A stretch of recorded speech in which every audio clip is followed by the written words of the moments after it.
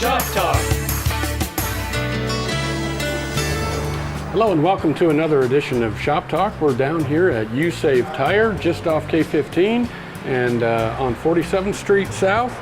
Mike Swope. Hello, Grant. Good to see you. Good to see you. Tell me about the importance of having your vehicle aligned and the tires balanced. Well, your tires balanced, of course, eliminates any vibration you might have in your tires.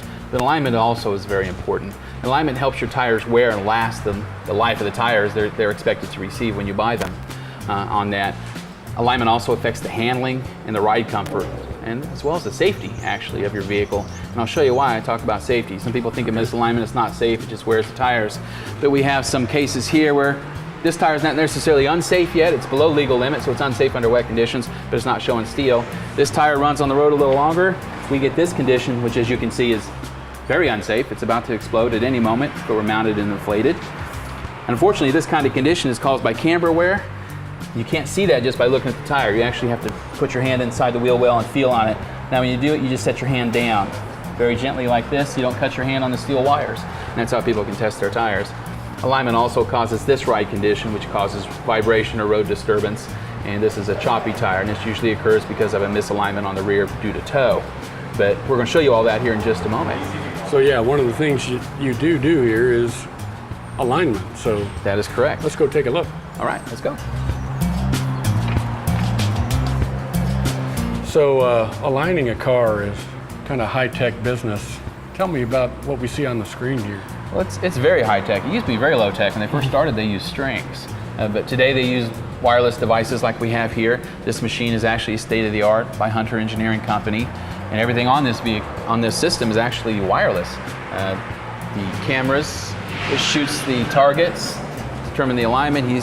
My alignment technician, also has a couple of wireless devices, has a wireless VIN number barcode reader, so we can get the VIN number and things like that. So there's no tripping over wires or knocking springs loose or strings loose or anything like that. Right. That makes it nice.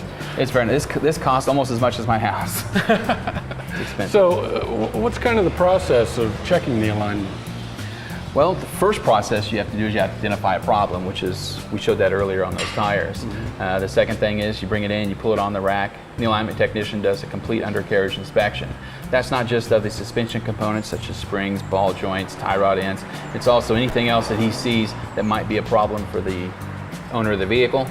We identify that for them so that they know what's going on with their vehicle, exhaust leak, broken springs, for example, worn brakes if they're identified also, because sometimes you have to take the tires and wheels off the vehicle to do the alignment, make adjustments. So if we notice those kinds of things, we also bring that to the customer's attention. Mike, show me a little bit about what you're talking about under the car. Well, underneath the vehicle, we've got lots of things that we inspect, from the front bumper to the rear bumper. Again, just so that we let the customer know what the condition of their vehicle is. If they have a severe oil leak, we'll let them know about that. They probably know about it already, but we like to identify that for them. Before we do an alignment, we have to check all the suspension components.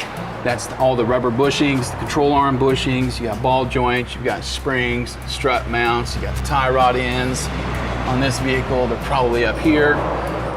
So we check all those on the front. We also look all the way to the back. We check brake lines, we inspect the brake lines. Sometimes, as I said, we have to take the tires off the vehicle in order to make adjustments.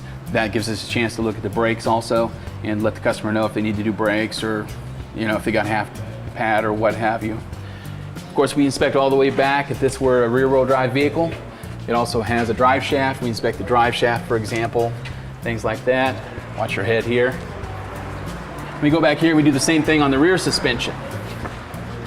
We've got ball joints back here, we have drive shafts, we've got stabilizer bars, we also have the muffler, of course, springs, shocks, struts. All these have to be inspected before alignment can be done, because if there's any bad part on that, the alignment readings will not be accurate because they'll change as they drive. Another important part about making sure you don't get a lot of wear on your tires is keeping the right pressure, right? Air pressure. That is Tell me correct. about that. If a tire is under pressurized, it's unsafe. If it's over pressurized, it's unsafe. Both conditions create premature tire wear. And a lot of people may not realize where to know what your tire pressure should be. Yeah. But every new vehicle that's made in the last 15 or 20 years has to have a tire placard, and it's usually inside the driver's door, like on this truck. It's actually right here in the door jamb, this one is. And the tire pressures, cold tire pressures on this vehicle is actually 30 PSI, 30 pounds of pressure. Now this vehicle's been driven into the shop. Since it's been driven, the tire pressure should be a little higher, should be about 33 or 34 PSI because of the heat makes the tire pressure expand, and that's what we're checking. We never let the tires go down to 30 PSI after the vehicle's been driven because then it's under pressurized on that. And to check a tire, the customer needs several. One important tool that you can't get away with is you have to have a tire pressure gauge. You can purchase these at any convenience store or Walmart Supercenter or Target, places like that. Tire shops also sell them. But this one's a very simple gauge. It goes from 20 to 120 PSI, so I can check tires also. And every tire should have a valve cap on it, which keeps contaminants out of the valve stem. And then just get a secure seal on the tire, and we can actually see that this tire is actually under pressurized, probably about 5 pounds. And so we will need to add air to this. If the vehicle came in, we would add air to it before it left. All the tires, make sure they're good before the customer leaves. We don't want a customer leaving with low tire pressures. Now, the other thing that we're getting ready to do on this truck is we're getting ready to add nitrogen to this truck so that he gets better tire wear and better fuel economy. With nitrogen, it's a little bit different. Since nitrogen doesn't expand as much as compressed air does, we actually compensate for the expansion that nitrogen does not do. And we put in about 33, 34 PSI cold in the truck tire before it leaves the shop with that. Now, you can't have both in there, right? Or can Actually, you? you have to have both. Oh, you do have both. You can't get 100% pure nitrogen.